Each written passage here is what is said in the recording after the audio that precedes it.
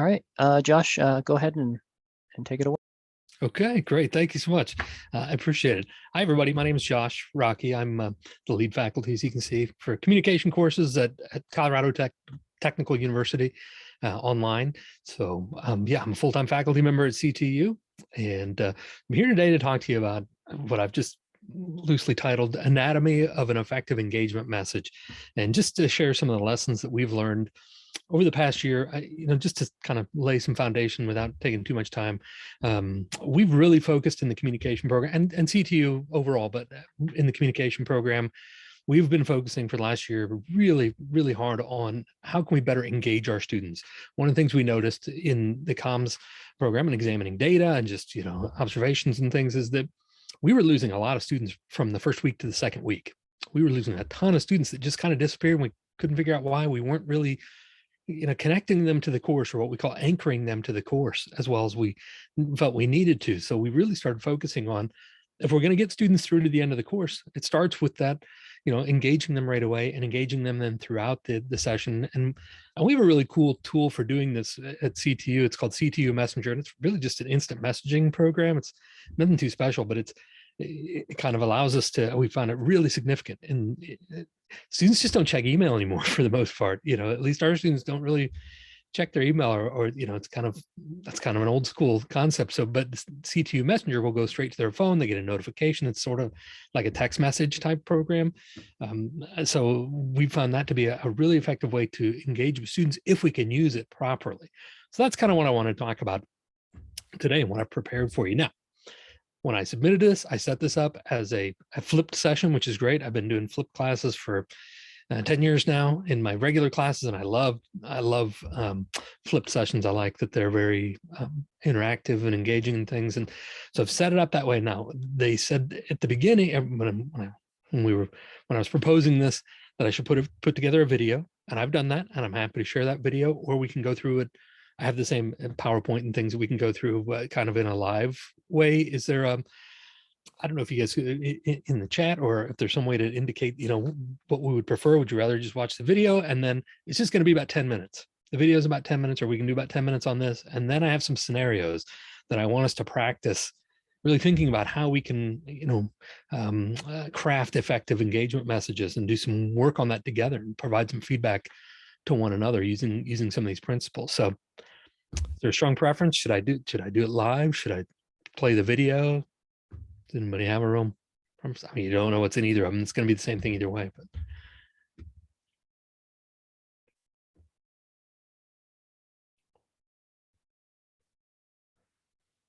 but mix of both. I don't know if I can do both, but we can play the video. Somebody said play the video. We can play the video for sure.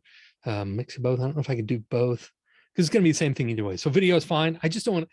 Okay, that's great. I have the video. I think it's pretty good, and it'll keep us on track for sure. And I have it pulled up, and I'm happy to play that for everybody. And so we can do that. Let's just do that. We'll play the video. That'll keep us on track. And I just don't want it to seem like, oh, this guy brought us in here just to show us a video, because we do have other stuff after the video that we want to do. So let me share that screen then, and I'm gonna see if we can get this to work. And I do need to share sound as well. So, okay. Are we seeing the video screen? No, it's just a YouTube screen, basically. It's a black screen, but is that what we're seeing right now? I just want to make sure that that I'm on the right screen. It's black. Okay, well, it is right now. Yeah, because I've got it paused. So, but once we start playing, it should be fine. So if you can't see or hear this, let me know and we'll make adjustments. In the hierarchy of the traditional higher ed classroom, faculty were at the top of the pyramid. This sage on the stage mindset meant that communication really only flowed in one direction. Faculty shared their wisdom, and students were either wise enough and capable enough to stoke it in, or they weren't. But shifts in culture, generational differences, and the relentless development of technology have rendered this model a relic of the past. In the modern classroom, and particularly classes that are fully online or remote, the faculty member is critical to anchoring students to a course. This requires faculty to be proactive in establishing and facilitating a robust program of two-way communication and effective engagement with students. Developing outreach strategies has been a point of emphasis for communication faculty at Colorado Technical University for the past year. During that time, we've identified 5 elements of effective engagement that help us reach our students in a meaningful way. Impactful engagement messages have been a central component in the significant increase in student persistence and completion in communication courses at CTU during that time. In this session, you will have the opportunity to walk through the elements of the R.E.A.C.H framework of engagement messaging and then practice crafting messages of your own. Let's start with the elements of the R.E.A.C.H framework. Each letter of the word R.E.A.C.H represents an important piece of the engagement puzzle. The R is for relevant. Effective engagement should be individualized for that specific student. It is critical that the instructor know where that student is both inside and outside of the class and meet them there. It's easy for students to believe that they are just a name on a computer screen. Including comments relevant to that individual will help them feel seen and fuel engagement in the course. The E in R.E.A.C.H stands for enthusiastic. Students pick up on your energy surrounding the course. The bottom line is that students won't care about the course until it's clear that you do. Let them know how excited you are about the topics for that week, the course as a whole, and having them be a part of the journey. If you're thinking, I'm not a natural cheerleader, then fake it till you make it. The A in R.E.A.C.H is for action-oriented. Effective engagement is both proactive and optimistic. Give students a clear vision of what success looks like in a given situation and the steps needed to achieve it. Don't forget to combine this with some hope and encouragement by expressing an attitude of, you can do this. The C in R.E.A.C.H stands for customized. Engagement messages should be personalized. At a minimum, this means addressing the student by their name. Ideally, you will also include a comment that relates specifically to that person or refers back to something that they said. Even the smallest callback can be tremendously powerful to the impact of a message. Last but certainly not least, the H in R.E.A.C.H is for humanizing. I mentioned just a minute ago the importance of helping students feel like more than just a name on a screen. The same is true for instructors. Let your students know that you are a person too, that you rake leaves, you wrangle ornery pets, and get haircuts. You don't have to share your bank account information in order for students to know that you share some of their struggles. Hearing all of this, you may be thinking, that sounds great. My engagement messages will be phenomenal. Meanwhile, this will take so much time that it will be like a black hole sucking in everything else in my life. That is a completely valid concern. Which is why I also want to share some strategies with you for working smarter, not harder, when it comes to effective engagement messaging. Effective and efficient messaging starts with thinking about buckets. The reality is that even personal, customized messages are going to have a lot of the same content. There's no sense in starting from scratch every time. While we want to avoid sending a templated mass message in disguise to every student, we can probably develop a few templates to build off of in order to make this process more efficient. The core messages can usually hit 4 of the 5 elements: relevant, enthusiastic, action-oriented, and humanizing. From there, we can add some customization for students based on their bucket. For example, I often create buckets based on student performance in the class. High-achieving students in one bucket, borderline students in another bucket, and at-risk or lower-performing students in a third bucket. Let's take a quick look at how this might take shape in a course unit. Our first bucket will be high-performing students, those students earning an A or B in the class at that time.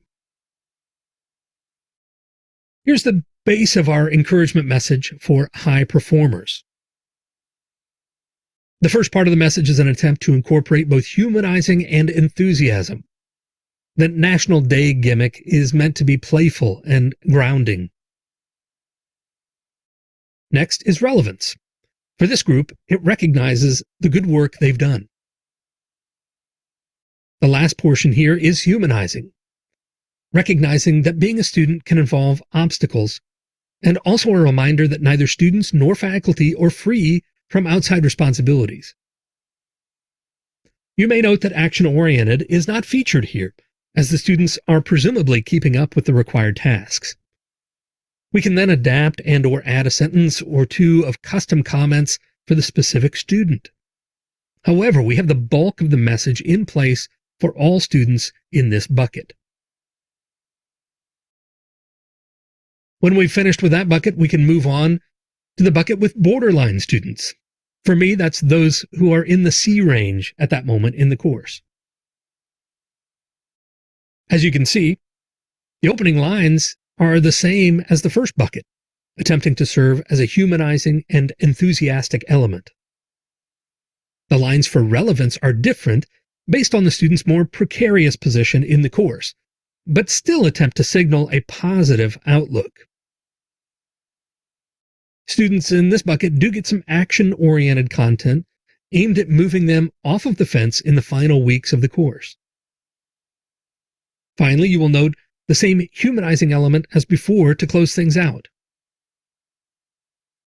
Again, this message provides a base that we can quickly customize with content for individual students.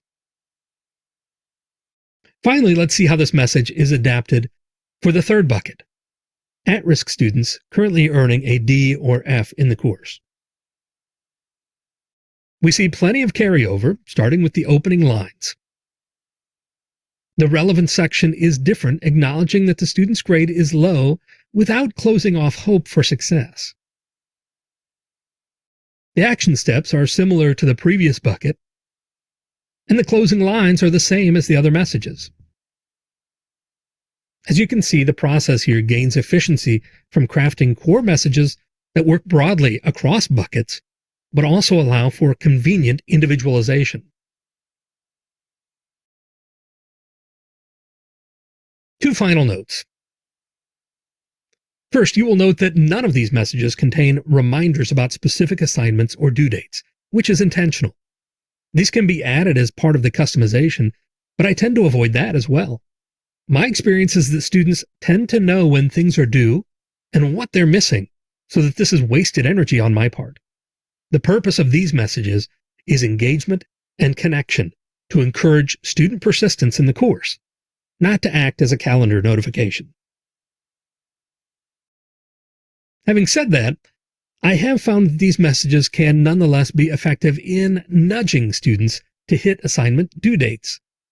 I frequently time individual messages for the morning of discussion board deadlines. I have noticed an increase in on-time post submissions since I began this practice, even though I don't mention the due date or that specific assignment. Simply hearing from me on that particular day seems to be sufficient to make students say, "Oh, yeah, I'm in a class and probably have something due." When you send something can have just as much impact as what you send. Once again, the elements of the R.E.A.C.H framework for effective engagement messages are relevant, enthusiastic, action-oriented, customized, and humanizing. Now that we've run through the basics, let's spend a few minutes working together to craft outreach messages for your classes.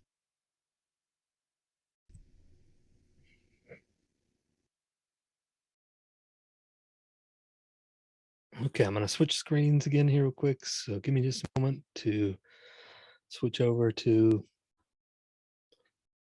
the PowerPoint.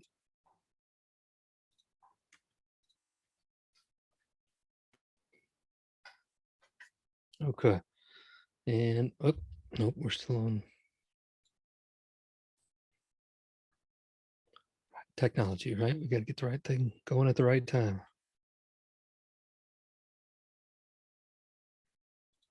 Let's try this again.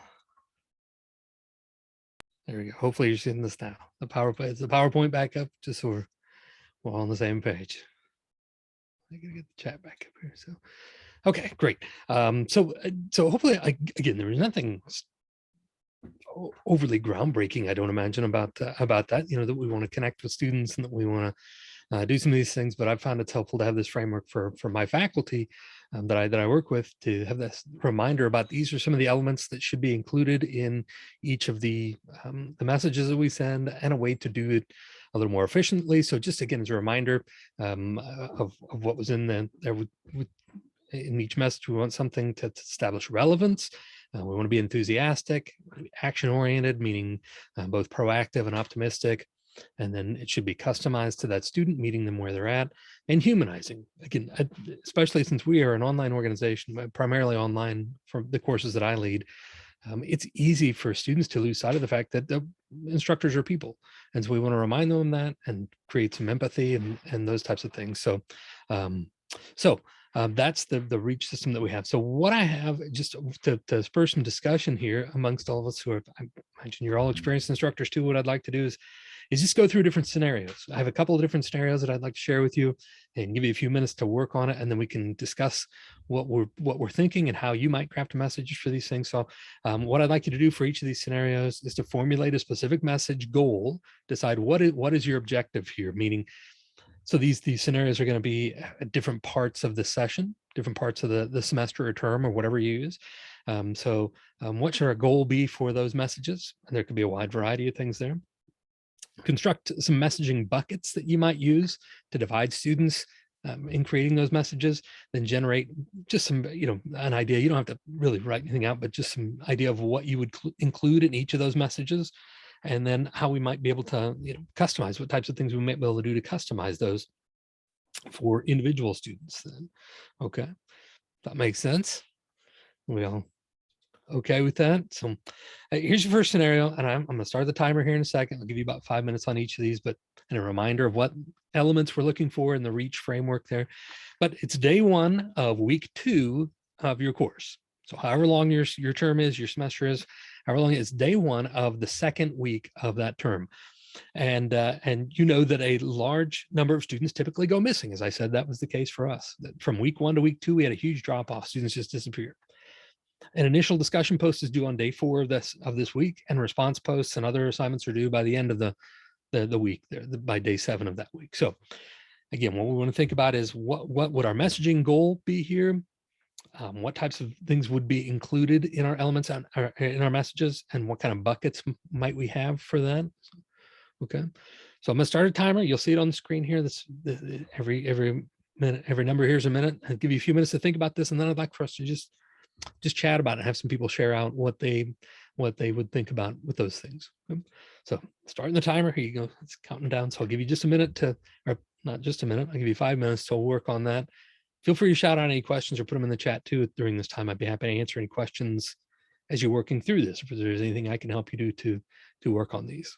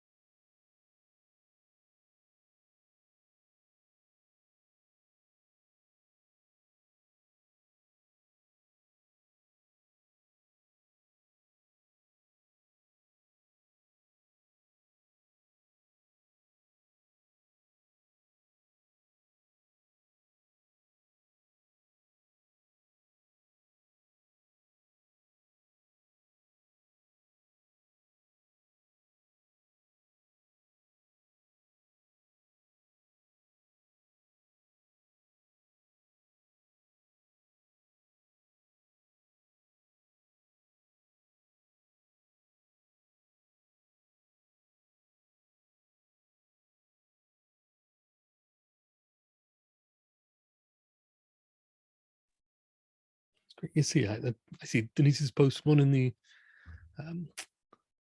chat pod, which would be fine if you want to share yours in the chat pod, or if you just want to chat about it when the time comes, that's fine too. I should ask this too: is 5 minutes too long? Are people ready to talk about it? Should we keep going? One of the things I like about a flipped class and looking at is there's a lot of flexibility here. So, and I'm fine with doing this however it's going to work best for us. So if we don't need the whole time, that's fine.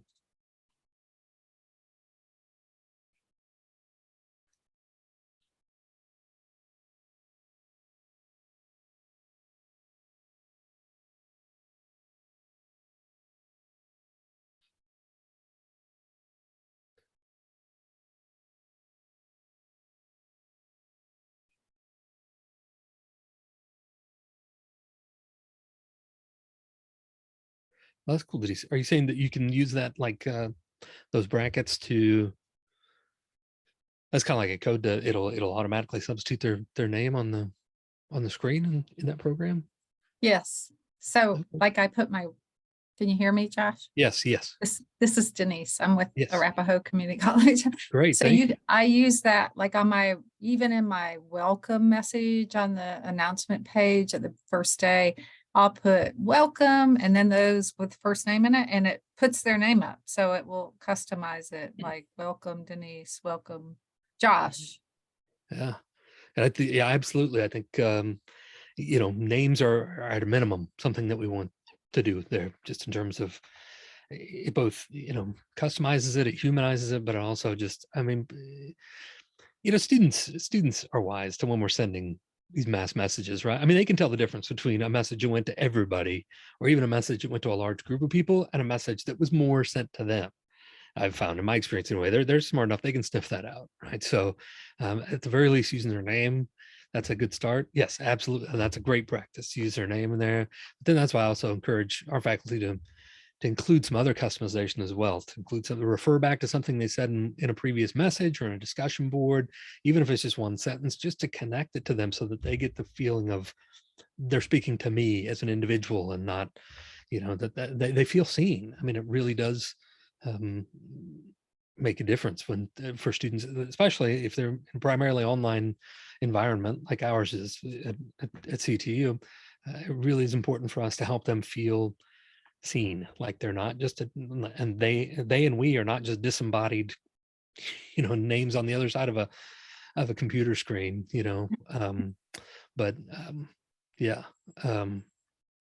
Yeah, and I think that's so important to do what we can in that regard. Which is why I said in the video, a lot of times I don't even, it's fine how you mentioned the assignments. Yeah, those are good prompts and reminders and things, but I found that I don't even need to do that sometimes, a lot of times, because it just, just hearing from me spurs them to do something. And I have seen an increase in assignment submissions. Like I'll see a spike on the day that I send a message, and I send a message at least once at CTU.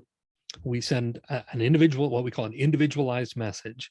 So like the ones I just showed you, we would send an individualized message to every student in our class at least once a week. That's our guideline. That's our expectation. So it'll be a different message every week, but we'll send an individualized message to each student each week. And they can tell the difference. But and I always do see a spike. I usually send them out all on the same day. I'll send all these messages out on the same day, and I'll see a spike in the amount of assignments submitted on that day, and without even mentioning the assignment.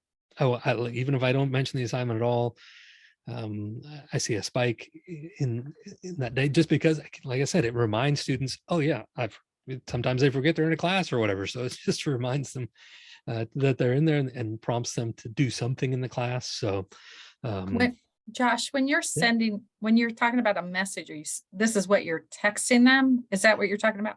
it is sort of like a text. Yeah, it's through a program okay. called CTU Messenger. All right. I was just thinking like on a discussion or on my announcements. I guess absolutely. I was thinking and different institutions are going to have different methods for reaching students, or different abilities for reaching students. So yeah, not CTU, we have CTU Messenger. Not everybody has that, obviously, because it's unique. I mean, you could have an instant messaging program, but we've really trained our faculty and trained our students to use that. It's an immediate way, and it, like I say, it goes through their phones. We just find I can't remember the exact numbers now, but we did a study it was probably a year and a half ago or so, that we found that students were reading like 10, we get like 10% of the students that read announcements. And there were like 15% of students that read emails, that actually open their emails and read their emails. But we had like an 80 to 85% read rate for CTU Messenger. So students are reading messages in that program. So that's important to identify for your institution as well, wherever you're at. How are students being engaged? That should be, number one. How can we best engage students? Through what system can we do that? And how can we, what are they going to read? Doesn't do any good to send us a message, to send the best message in the world if they're not going to open it or read it or see it or know that it's there. So yeah, that's a great starting point as well, identifying where students are at in terms of where are they receiving these messages and things. And but yeah, and then we've, like I said, the whole point of this for us has been engaging students, anchoring them to the class, and just helping them feel seen, helping them see us and feel comfortable reaching out to us.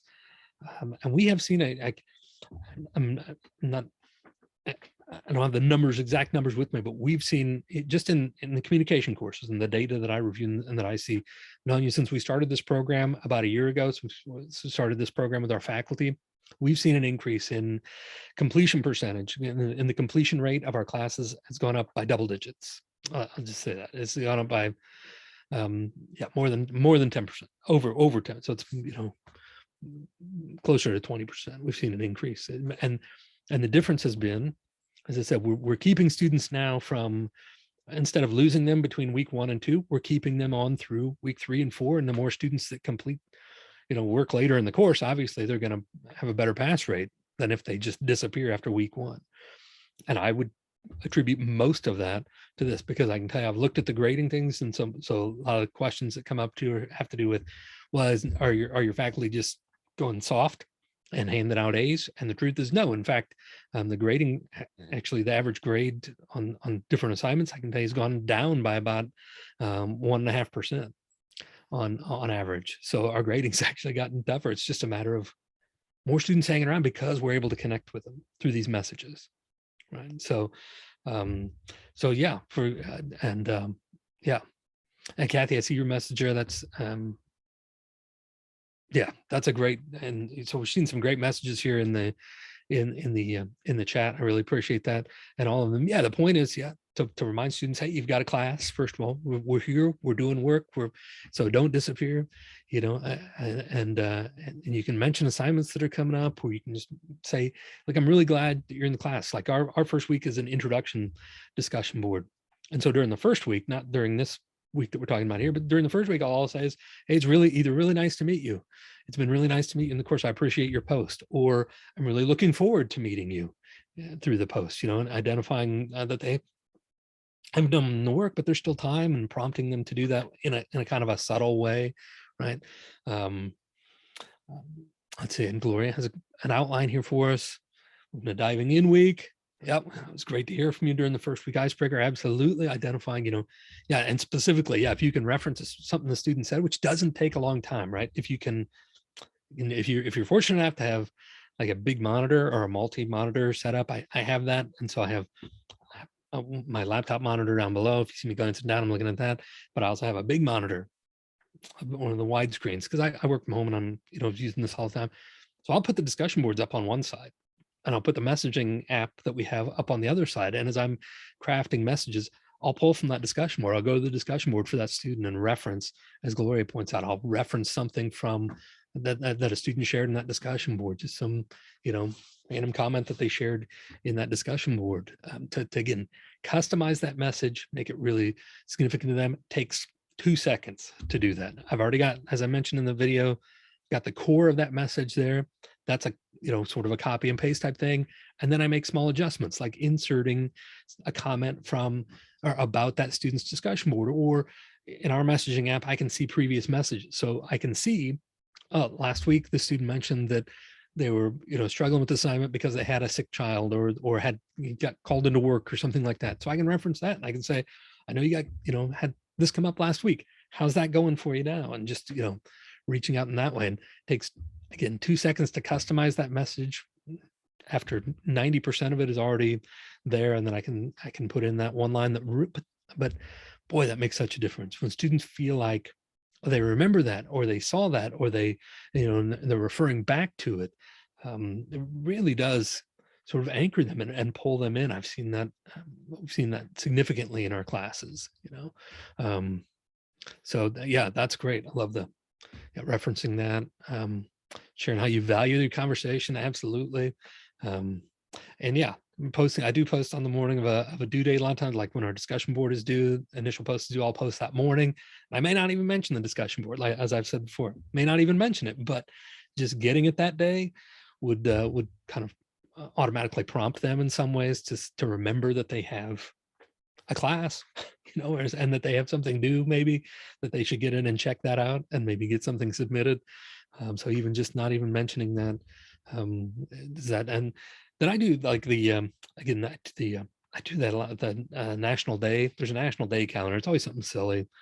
There's a day for everything. Like every day has 14 holidays attached to it, right? National Sugar Cream Pie Day or something that I can reference, and that just kind of is a nice way for me to open. And I get a lot of comments from students about, oh, I didn't know that was a thing. And I'm gonna, for me, it's half the time about food. Let's be National Pancake Day or something. I'll talk about how much I love pancakes, and the students will respond, oh, I didn't know that. I'm gonna have pancakes tonight for dinner or something. So just any way to kind of hook it. And then they start to ask about it.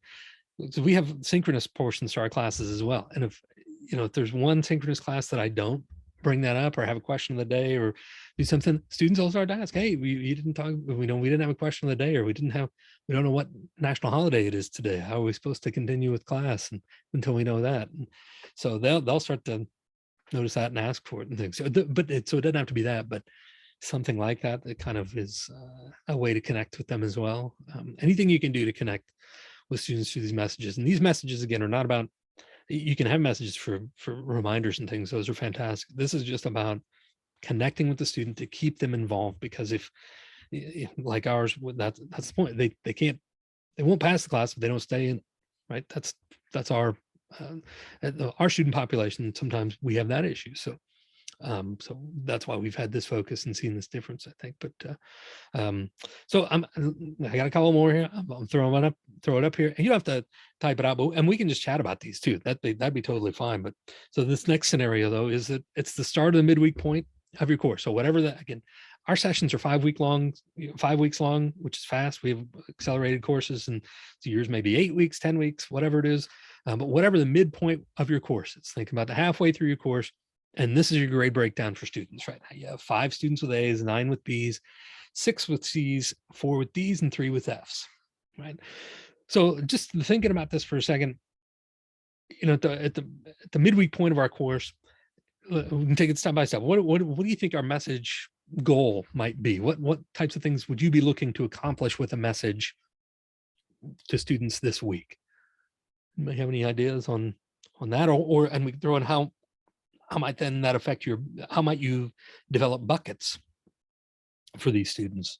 What kind of buckets might you have for these?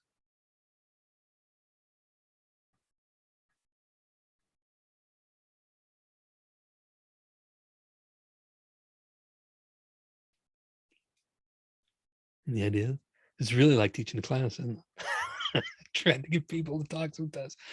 Instructors are as bad as students, aren't we? Sometimes. No, I'm putting you on the spot a little bit. I understand that. So if we're at the midweek point of the class, anybody have any thoughts on, what types of things might we hope to accomplish with our messaging in this week?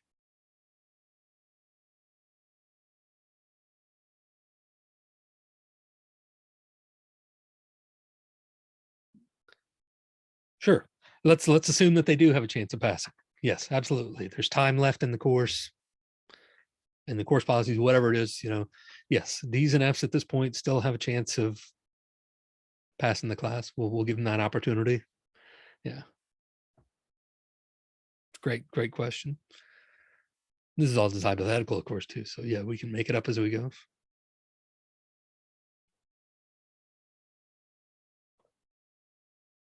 So yeah, thinking about what's our goal with this message? What kind of buckets might we have? And then what are we going to include like in this message, do you think?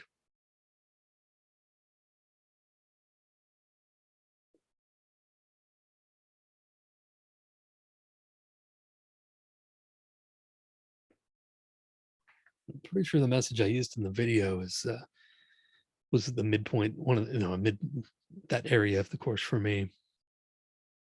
Yeah, Donna, that's a great point. I mean, yeah, if they do have a chance, you want to be sure that. And again, there's a fine line here, though, right? You don't want to. It can't all be rainbows and unicorns, right? If you're getting a D, if you have students that are getting a D or an F in the class, obviously something is going on. Whether it's they have something happening in their life, or they're just not doing the work, or whatever it is, it's not going well. And at some point they've got to do the work, and you need to make that clear. But at the same time, you want them to know, as Donna pointed out, you want them to know that they still have a chance. You want to give them that light at the end of the tunnel, right? Yeah. Sure, yeah. Call out something in their work so far. Absolutely. Again, that's where you bring up their, if you have the ability to have multiple screens up at once, you have their discussion boards, you have their assignments up, and you look there and see what have they done well, where do they still have some work to do, what can they do, to do that. Absolutely. And a specific action plan, yeah, for sure. You want, and yeah. So if you have the opportunity to really dig in with these students and say, assignment A, B, and C, this is what you need to focus on. This is where you're going to make up the ground. This is where you're going to do the most learning. If you can be that specific, that'd be great. Yeah, but even if it's just an action plan of, do a little bit at a time. Don't take it all at once. You've still got X amount of time left in the class. So let's parcel out the work so that sometimes I'll talk to my students about, you don't, when you're climbing a mountain, you do it one step at a time, right? You don't make one giant leap to get to the top. And I try and express that in my messaging to the action-oriented part of my messaging, as I've said before, is both proactive but optimistic, right? So you don't climb a mountain in one leap, you take it one step at a time, and that's how you complete a course, even if you're behind halfway through.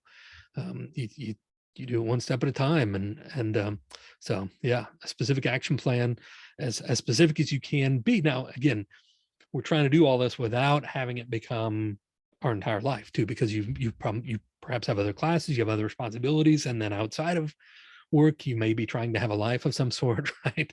So you don't want to spend 24 hours a day messaging. So we're trying to balance that out as well. So you want to be as specific as you can with that action plan. At the same time, balancing that out with the needs of the other students that you have and your own needs, both at work and outside of work, and in class and outside of class and things. So, yeah. Yeah, that's a great way to break it down. Those 4 scenarios, yeah, you're doing great. Those are great. Yeah, that's what I would call buckets. Yeah, to talk about those 4 scenarios, those would be 4 buckets if you want to think of it that way. 1 bucket for students who are doing great and they just need that encouragement, which I will say too, when I previously thought about messaging, my messaging was mainly focused on students who were not doing as well. And I kind of thought, oh, the students who are doing well, they don't really need me. They don't really, they're doing fine. I'll just leave them alone. Don't mess with a good thing, right? I've been amazed that since we've started doing this, like every student needs a message every week, right? And in our system, we have, again, like I said, every student gets a message every week. I've been amazed at the responses that I've gotten from students who are doing well in the class and how much they appreciate it. It's been a real eye opener for me to understand. First of all, some of our students don't get a lot of encouragement. So that encouragement, especially from somebody in a role like ours, is really meaningful to them and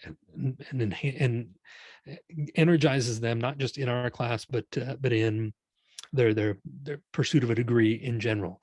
And just what a difference a kind word from your instructor can make. And I will tell you, in my own life, when I was in college, I had some idea what I wanted to do, but I kind of bounced around on a couple of majors, and I ended up in communication, really loved it. But I had this one professor who was really, and just one comment on one paper said, "This is fantastic work. Have you thought about, maybe enrolling in our master's level program? Because I think you have the ability to be successful there." And I just was like, whoa, they think I can, this professor who I respect so much thinks I can do well at this, man. And I did. I enrolled in the master's program. I don't know if that's the best basis for making a decision. It was kind of on, in spur of the moment, but it's turned out well. I'm glad I did it, but we can have that same impact. That's my point.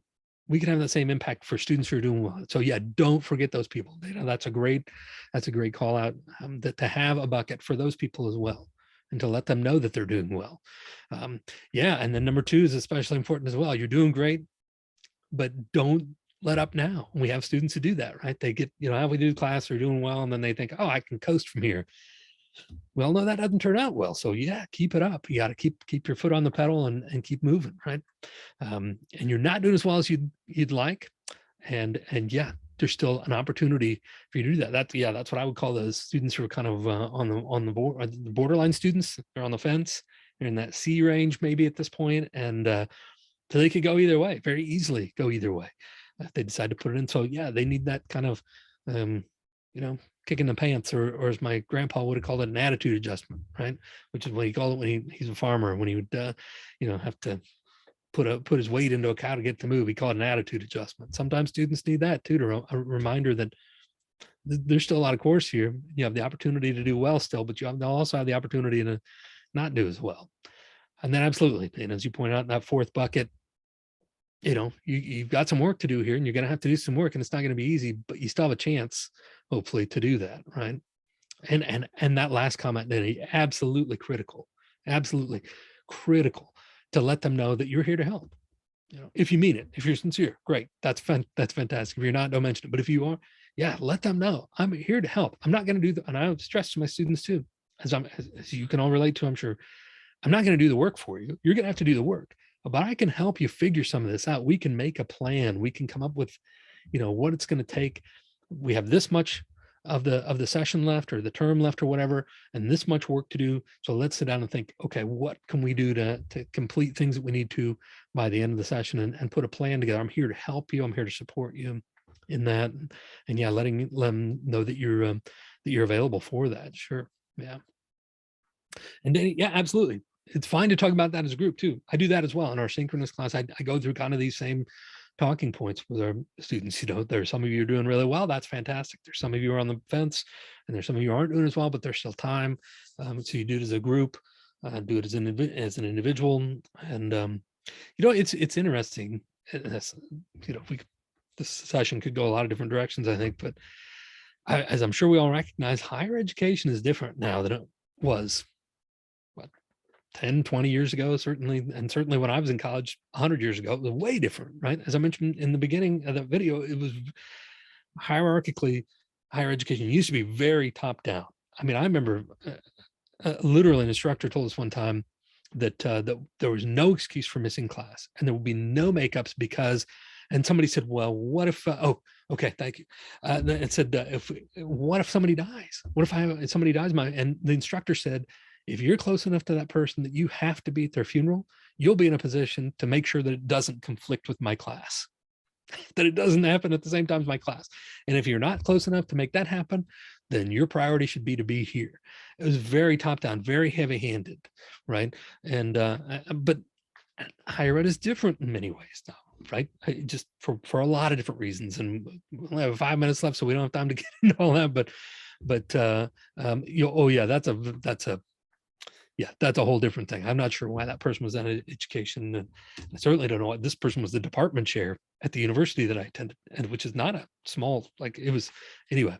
And he was a wonderful researcher and a terrible people person. And anyway, so yeah, it was but so not all courses were that strict, but still, I mean, it was pretty strict. There weren't a lot of excuses for different things, but students now, we are more relational with students now, right? We're friendly, not necessarily friends, but we're friendly. We're expected to support them and kind of give them that encouragement and reach out to them in these ways. And that's what these messages can be. And they can do that in a way that is efficient and effective.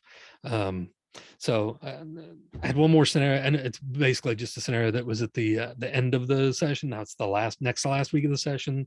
So your breakdown is this. So what do you do here? And just some other ways to think about these things, but so kind of the same thing. But and absolutely, I spent 13 years as a full-time faculty member and administrator at a community college, Dana. So I totally understand. And I know we have several community college people here, which is fantastic. I have a heart for community college, and at CTU is not, I mean, we're a 4-year institution. We have lots of different degrees, but our student population, honestly, is very close to what you would see at a community college. We've a large number of adult students with families and jobs and different things like that. So we're much more, our student population is much more similar to that of a community college than a more traditional 4-year institution. So So we serve a lot of the same population, which is why I think this can be so effective at those community colleges in particular.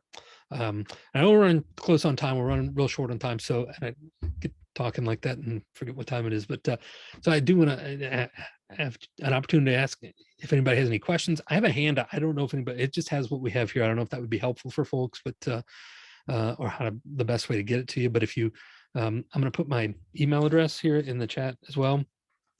If I can remember my email address.